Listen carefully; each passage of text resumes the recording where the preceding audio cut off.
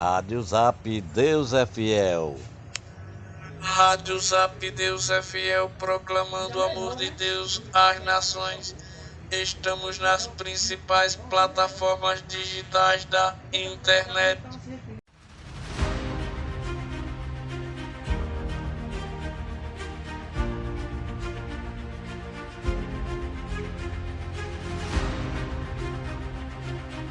A partir desse instante, a Rádio Zap, Deus é fiel, passa a apresentar a história da igreja. Curso básico de teologia. É um prazer receber você aqui para nós conversarmos sobre a história da igreja. Eu quero convidar você para passear comigo ao longo desses cerca de 2000 anos de história do cristianismo.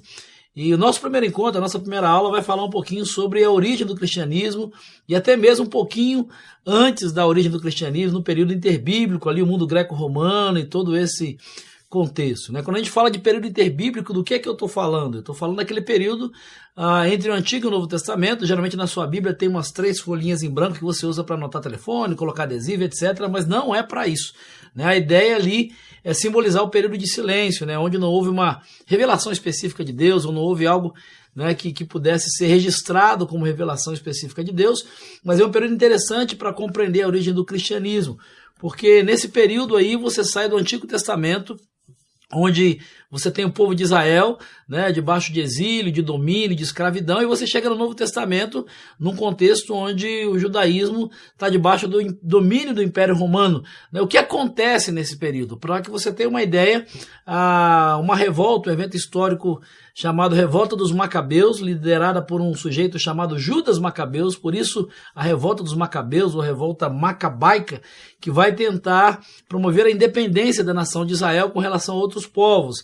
É um período de crescimento, um período de fortalecimento por parte do judaísmo, mas que vai se extinguir por volta do ano 63 a.C., quando o Império Romano vai se tornar uma grande potência mundial e, sob a liderança de Pompeu, vai dominar e vai conquistar todo o mundo judaico, né? Então, a gente chega no Novo Testamento e chega naquele período que a gente chama de origem do cristianismo, com esse povo judeu, né, que é o contexto onde vai surgir o movimento cristão, onde Jesus vai nascer, debaixo do domínio do Império Romano. E que mundo era esse? Era um mundo politicamente dominado pelos romanos, mas fortemente influenciado pela cultura grega ou pelo helenismo.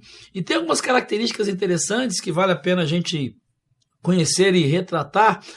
Por exemplo, né, a escravidão era uma marca comum dentro desse período. A economia tinha o seu fundamento na escravidão. Para que você tenha uma ideia de como isso era forte, em alguns lugares, em algumas cidades, mais de 2/3 da população era formada por escravos. Isso gerava uma tensão muito grande dentro do contexto do Império Romano, porque algumas regiões eram um verdadeiro barril de pólvora. Uma outra coisa que vale a pena a gente aprender e citar dentro desse processo de formação do cristianismo era a questão da economia, né? O Império Romano tinha cerca de 80 mil quilômetros de estradas pavimentadas, né, de construção e etc. E isso facilitou lá no segundo momento a expansão desse movimento cristão. A gente olha às vezes para o Império Romano e acha que era interior, empoeirado, né, algo muito simples. Não, o Império Romano era uma grande extensão de terra, chamado mundo mediterrâneo, que tinha estradas pavimentadas, e isso vai facilitar não só a circulação de mercadorias, do comércio, etc., mas também, no segundo momento, da expansão do movimento cristão. E uma terceira coisa para a qual eu quero chamar a sua atenção, nesse contexto onde surge o cristianismo, o movimento cristão, é a religião. Era uma religiosidade muito pulverizada, né? As cidades gregas e latinas, elas tinham as suas divindades próprias, né? E algumas delas, temendo atrair a ira de um Deus que tivesse sido esquecido, elas tinham nos seus panteões, onde ficavam suas divindades, um lugar destinado àquilo que eles chamavam de ao Deus desconhecido. Era um altar para aquele Deus que eles não conheceram. E é interessante a gente perceber isso, porque a gente se reporta, então, no momento em que Paulo está lá no panteão, né, lá em Atenas, e ele usa esse contexto histórico para pregar o evangelho para aquelas pessoas. Ele diz, né, você se lembra, né? O Deus que vocês não conhecem, esse que é desconhecido, é o Deus que eu estou pregando, né? O Deus que eu estou pregando, a mensagem que eu estou pregando, esse Deus que vocês não conhecem é o Deus que eu conheço. Mas era uma religiosidade extremamente pulverizada. Você tinha as religiões agrárias, você tinha as pessoas que tinham as divindades que cuidavam da terra, da agricultura, das chuvas, você tinha muitas religiões de mistério, você tinha a magia que era usada também nessa época, inclusive a questão dos demônios, né? Havia todo um ritual para exorcismos e etc. Uma coisa para a qual eu quero chamar a sua atenção é o fato dessa fórmula mágica para a expulsão de demônios. Você tinha que saber o nome do demônio, de onde ele vinha, para onde ele ia. Isso é uma coisa anterior ao cristianismo. Uma outra coisa interessante nesse contexto religioso, onde vai surgir o cristianismo, é a questão da astrologia. Essa história de horóscopo não é nova. Dentro da cultura do Império Romano já havia essa ideia de que o mundo era dirigido e era coordenado pela astrologia e pelos astros. É nesse ambiente político, econômico e cultural que surge o movimento cristão. É nesse ambiente que surge Jesus de Nazaré e o movimento que vai mudar toda a história da humanidade. Mas sobre isso a gente começa a conversar daqui a pouquinho. A Rádio Transmundial é um veículo de comunicação presente em 80% do planeta e que tem como objetivo levar as boas novas do Evangelho aos que não a conhecem, bem como dar crescimento e maturidade cristã àqueles que desejam. Nós sempre estaremos em conexão com a Rádio Transmundial. www.transmundial.org.br. Transmundial, para todo mundo ouvir. É uma alegria muito grande nós apresentarmos a você a Faculdade Teológica Batista de São Paulo, que desde 1957 tem capacitado líderes, homens e mulheres, para que conheçam a palavra de Deus, para que conheçam a teologia, para que conheçam a prática ministerial e também saibam interpretar esse mundo para a igreja. Venha conhecer a faculdade, venha assistir uma aula aqui conosco sem compromisso.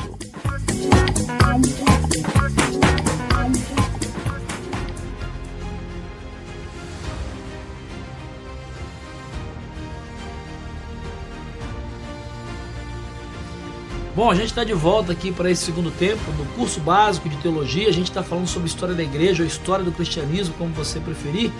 E nós estamos conversando nessa primeira aula sobre a origem do cristianismo, né? O que é o cristianismo, o que é a igreja cristã. Na verdade, quando a gente fala sobre isso em história, a igreja ela é uma realidade histórica visível, portanto, ela é passível de ser estudada sobre o ponto da objetividade científica.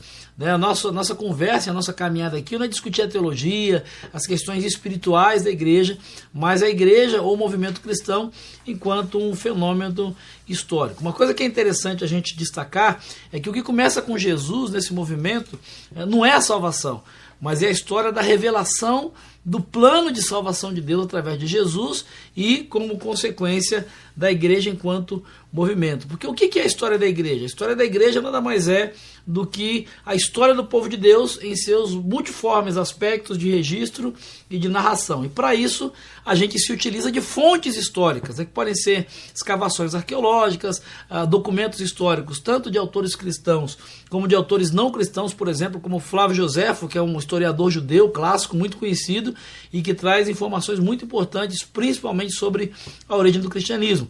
A fonte histórica mais antiga do cristianismo é Romanos capítulo 1, versículos 3 e 4, você pode ler depois, porque é uma carta, porque é um documento. E talvez você pergunte, mas e os evangelhos?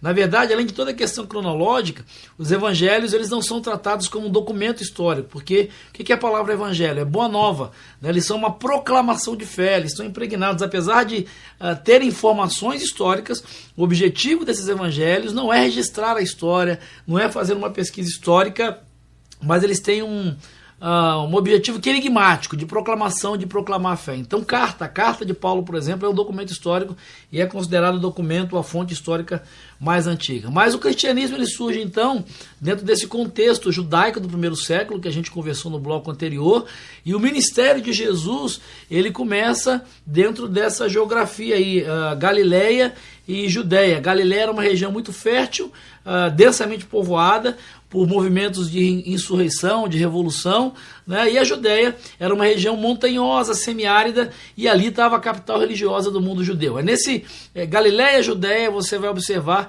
que é o movimento de Jesus, geográfico de Jesus. O cristianismo ele surge dentro do judaísmo, que tem dois polos muito fortes, religião e templo.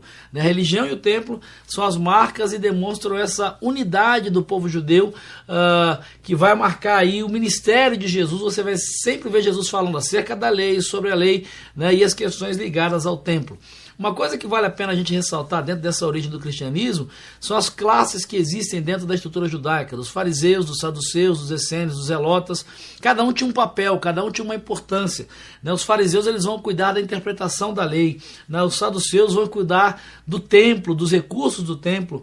Você tem os essênios, que é um grupo desses que acabou não querendo se misturar com essa a estrutura política do judaísmo e acaba se retirando, né, para uma espécie de vida mais ascética. Você tem os zelotas, que são os radicais. Você tem lá Simão Zelota entre os discípulos de Jesus. Era uma turma radical mesmo, que era na base da pancada, na base da imposição da mensagem, até pela força física, se fosse o caso. E você tem os samaritanos, que são judeus que acabaram se misturando com outros povos, com outras nações, e acabam sendo, dentro da cultura judaica, judeus de segunda categoria, né? Por isso que você vê esse conflito de judeus e samaritanos no Novo Testamento. Nesse contexto, surge Jesus, então, que é o filho de um carpinteiro, que tem a sua juventude, a sua infância, adolescência. A gente tem poucas informações acerca disso, mas que com cerca de 30 anos de idade, mais ou menos, e ele começa o seu ministério. A gente não pode precisar o nascimento de Jesus, né? Não tem como datar isso, até porque quando ele nasce, ele é um bebê como outro qualquer. A nossa referência é a morte de Jesus, que acontece entre os anos 27 e 34, pelos documentos que a gente tem, né? Documentos, por exemplo, como o Flávio Josefo vai citar acerca da crucificação de Jesus e outros documentos. Então a gente consegue datar a partir da morte de Jesus, essa referência que a gente tem para gerar esse processo histórico. Jesus tem um ministério que vai falar acerca do estabelecimento do reino de Deus, que vai falar acerca da transformação da história, da realidade do ser humano, e você vai encontrar essas duas palavras muito fortes, Abba, né, que significa Pai, e reino de Deus como centro da sua mensagem. O que a gente pode demarcar na origem do cristianismo na pessoa de Jesus, para a gente fechar esse primeiro momento, é o fato de que a ressurreição de Jesus não pode ser provada. Você pode dizer, como é isso?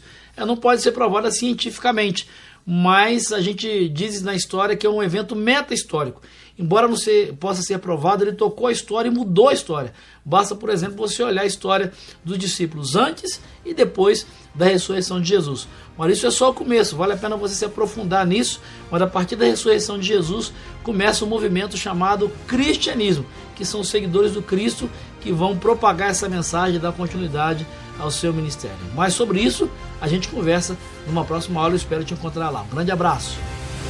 A Rádio Zap Deus é Fiel está nas principais plataformas digitais da internet. Rádio Zap Deus é Fiel. Rádio Zap Deus é Fiel, proclamando o amor de Deus às nações. Estamos nas principais plataformas digitais da internet. Obrigado a você pela sua conexão, você que sempre está conectado na nossa programação.